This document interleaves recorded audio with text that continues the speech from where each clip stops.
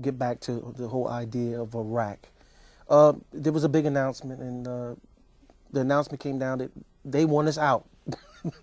The Parliament, with a show of hands, said, "America, we want you out in 3 years." And I just want to, to talk about that and ask a question: is after 8 years of being in Iraq, what do we really have to show for it? That's a very good question. We have. Does anybody know the answer? We should say, you want us out in 3, we'll be out in 6 months. Right, 3 years or 3 months.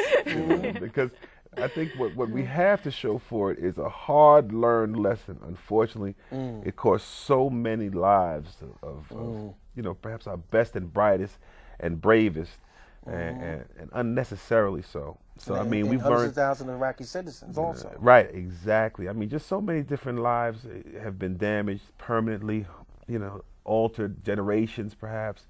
So we learned a hard lesson about blind trust and faith in hawks, in warmongers, in people who have corporate concerns and interests as opposed to the well-being of people, and how much trust we should place in them, and when we should, as a people, stand up and say, "You won't do that in our name."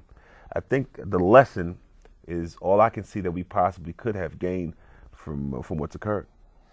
It kind of reminds me, because when you had all these voices, speaking out against the war, here comes the name calling. You anti-Americans, you all this stuff like that, and it kind of reminded me a little bit of McCarthyism, because there's no such thing as dissent. Everybody has to think the same and believe the same, and I'm like, and we always go through periods of time where that happens, and you have to have people that have courage to stand up, and at least when we can say that we had a president-elect who stood up and said, "Hey, this is wrong," from the beginning, and I wonder about that. Next thing you know, we don't have French fries anymore. They're American fries.